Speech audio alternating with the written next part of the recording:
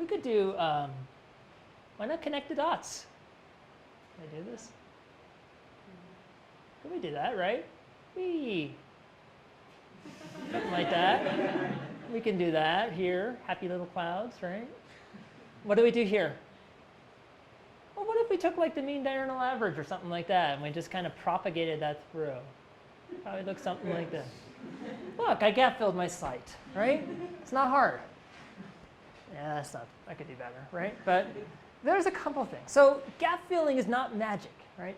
There's a variety of techniques that basically all rely on using analogs, time periods in the past or future in your measurements where you have measurements where you have observed NEE and you've observed maybe something else, an environmental driver that you believe drives at NEE, and you have one of those variables but not the other in another time period, right? So in many ways, it's no different than regression, predictive regression modeling, right? Of course, you go into the literature. Oops, I guess I have to click out of this.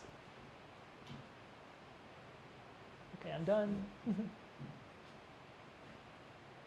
Okay, there we go.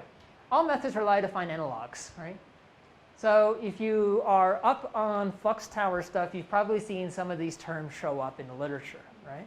We can play a game. We can see who knows what these things stand for. All right. NDV. Sounds fancy.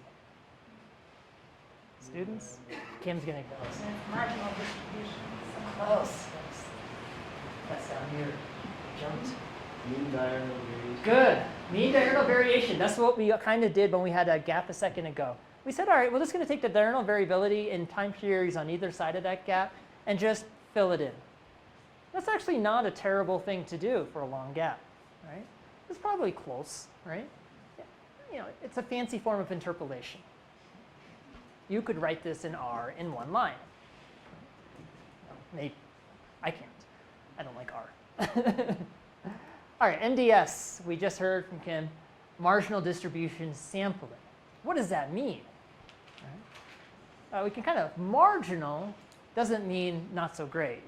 It means relative to our measurement, right?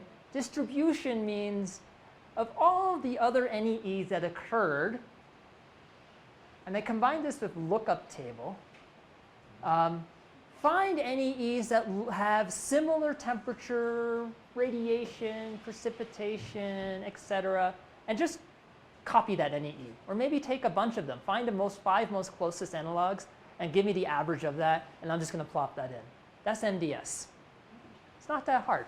NDS is very popular in Flux communities, but FluxNet uses most of the time. Right? LUT just means lookup table, and it's really the simplified version. NDS also doesn't go, MDS is going to find analogs, but it's not going to go to February to find an analog for a gap in July. Right? So it uses a window that's moving with dates to kind of keep that away. So it's called a moving window method, and that's where and it's going to have criteria. It's going to say temperature within a degree, and precipitation within this, and PAR within 100 micromoles. So it's going to try to have that. And actually, the algorithm's pretty smart. It kind of keeps expanding those until it finds enough statistical significance to have enough points to come up with an average. Cool. NLR, what do you think? Yeah, that's good, right? Not linear, non-linear regression, right? So this is kind of where most of the common methods, and we'll talk about them in a minute, right? You're going to find environmental drivers and you're going to regress them. And you may separate your night and day. Seems reasonable. ANN. It's not a name of a nice, yes. And what's the A? Artificial, because we're not using a real brain. That's what we, just a second ago, we used a real neural network, right? We used all our brains together to gap fill. That's just an NN. Artificial means using computational methods to essentially look for patterns. And artificial neural networks sounds fancy, and the math is a little hairy, but it's actually really simple when you get down to it. Fundamentally, all of these and a variety of other so-called terms, broadly they're called machine learning, right? It's trendy to say I'm machine learning. I prefer that my students did some real learning. And, but it's basically very nonlinear regression, right? It's essentially what it is. Okay. And finally, process models. I don't have a good acronym for that. But you could, as we'll see next week, use a model, constrain that model by the observations somehow, and then take the output from that model and fill the gaps. Right? That's basically data. That's one thing that you can use data assimilation for. Right? And the idea here is that parameters are being constrained by the data. So you're telling the model to tune the parameters until I best fit the data that I have that is good, and now find the places where I don't have data and stick it in. That's all there is, really. I'll talk a little bit about advanced techniques. If all we had were NEE and drivers, these are basically what's out there in the wild. There could be a future technique from one of you that's really very different from this, but there really isn't that much variance. There are some things to consider, though, right?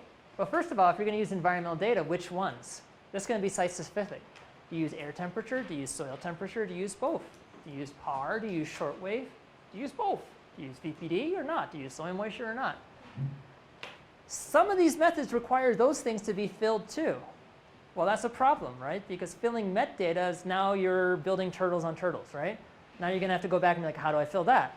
Lots of sites use multiple sites or National Weather Service, or what FluxNet does is they use reanalysis. So these are meteorological models constrained by observational and satellite data and give you the closest, and then they do a bias correction and estimate that. That's hairy, right? That's messy, it's time consuming.